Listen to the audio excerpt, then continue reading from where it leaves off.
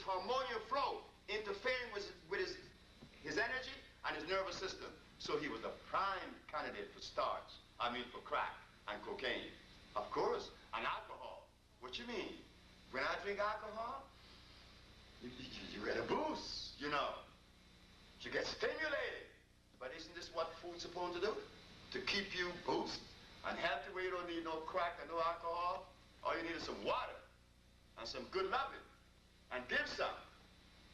And it makes things very easy. Very, very easy. Understanding.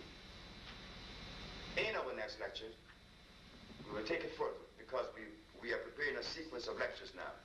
Because in one evening we could not, embrace or try to grasp too much material, because we just don't have the capacity.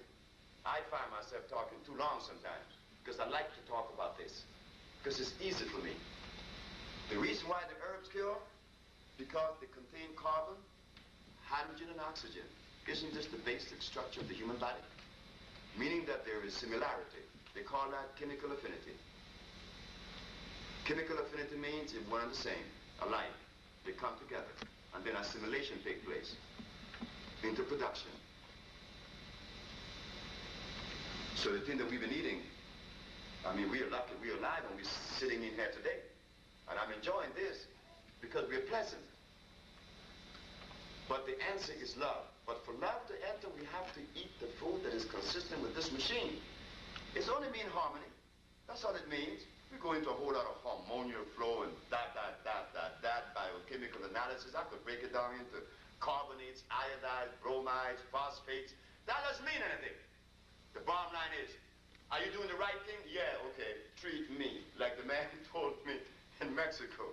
You say you could cure cancer, but I got cancer. You can cure me. It wasn't how and why do I have to trust you, and I don't really, that there's doubts in your head. That because someone says that they cure AIDS and you doubt them, you know what I'm saying for you? That you live a lie. Because if you live truth, whatever anyone tells you, you believe it. Because you live truth. And you would never expect a lie from anyone. See, we live truth. So don't believe that when people make statements and you stand here and say, I don't believe you, that you're getting away. No, you just made yourself a fool. You just showed the world that you are the liar. Why should you even entertain that this person is telling a lie? Why would you do that? Well, I don't know, but I just don't trust him. Well, why? You see, if the person is lying, that's okay. They have to live that karma, right? Not you, but you placing yourself in the position of the liar when you deny that individual based on an assumption. No. Let us put forth understanding and common sense. Because really, we need you, and you need us. I need everybody in this room. Because I need your love, and you need mine. And as more of this we have, wouldn't it be better? Wouldn't it be safer? It's not about challenging me. No. Yes, the Usha Institute is proud to say that we cure all these diseases. Sister Dorothea was in the audience when a lady stood up and said that her diabetes had left, and that's the one I mentioned last night to the gentleman. How could this compound be so good for one person and so many, and yet for one it's going to be so bad? That just doesn't make sense. But he was against it from the beginning, if you remember the program, when he said it last night on the air. He was against him. He said he was against his family taking these herbs. Yet the Bible said the herbs are for the healing of the nations. When he said that he was against his family taking the herbs, who was he really against? God. That's exactly right. But it was not his fault, because I love that man. And I hope that that man called me again. And I hope that I see that man. And I wanted to talk to that man again, although he was angry at me. But doesn't he have a right to be angry? Look at the stuff we've been eating. Look at the stuff we've been fed. He has a right to be angry. There's reason. But we don't want that this evening. We want the questions to be direct, sure. And I know the answer's going to baffle you sometimes, but that's okay. I'm not going to sit in front of you and tell you a whole bunch of lies, because it doesn't help me. So thank you very much. That was your lecture.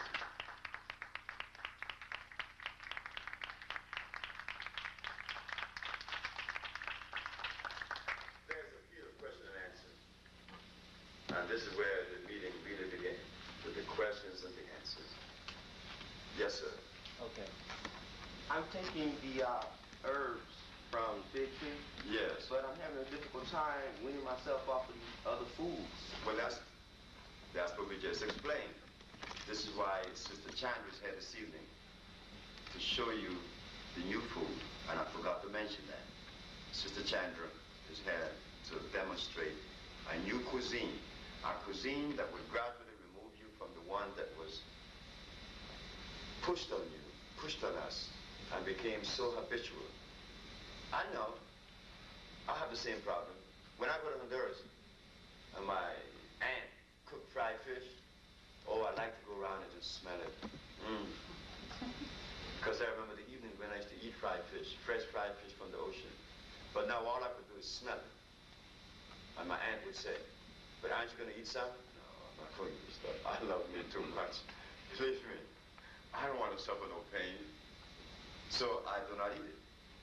But I have 26 years of trial and error, or of weaning, and still have not weaned all, but weaning out to keep me healthy without any disease now. So what we will do, we're opening a center here in Chicago, and monthly we would have, you know, like gatherings or weekly gatherings, showing how to prepare the new food. Taste it, because taste is what you're looking for. Because if I remove you from the food that your mama used to cook for you, well, you're not going to smell those spices and taste that taste, and you're going to soon throw this other stuff away, even though it is good and it's not your fault. So what we have done is to take the least of the harmful things, or the non-harmful, and prepare them in such a way that they would have the taste, and sometimes even better. That it would encourage you to make that transition. Sure. I understand what you're saying, and you're right. That's why Chandra's here today. Next question. Yes? You mentioned fibroid tumors. Can you elaborate a little bit in terms of where those come from? I know you talked about mucus and stuff, what one can do in addition to the herbs to try to... You remember Dorothea? I mean, my sister-in-law. Oh. You look just like her. And you talk like her, ask questions just like her. You answered the question already, and that's what Dorothy always do to me. She said, Sebi, what about insanity? I heard you talk about mucus, but is that true? But you did. Sure, fibroid tumors is when the mucous membrane has been broken down into reproductive organs, and it begin to accumulate small, little balls they cannot see, and they begin to grow. And when they see them, oh, they're fibroids, and then the fibroids get bigger, and then they burst, become cancer. But it began with what? Thank you. The wrong food that you've been eating. And I had an example of that in Dominica. And the lady told me to always call her name, Ophelia Olivaci. She said to mention this, not to be ashamed to mention her name. Ophelia came to me and she had tumors and vaginal discharge profusely.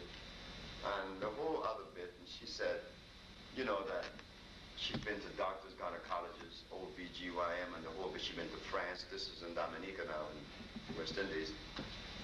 And I told her I gave her the compounds and the douches, and after about a month or so, she was walking around without any panties.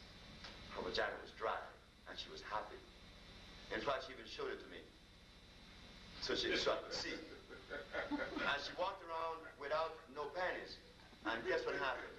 This was the strangest thing that I was told this by someone, and I put it into motion this particular day. I said to her, I want you to have sex with your husband now. She had not had sex in about a month and a half. I said, have sex with Mark, and she did. And when she had sex with Mark, 2 days later, her vagina was dripping. I mean like a faucet. Now why? If I had cleansed her vagina, how come it's dripping now? You know why? It was draining down like a faucet.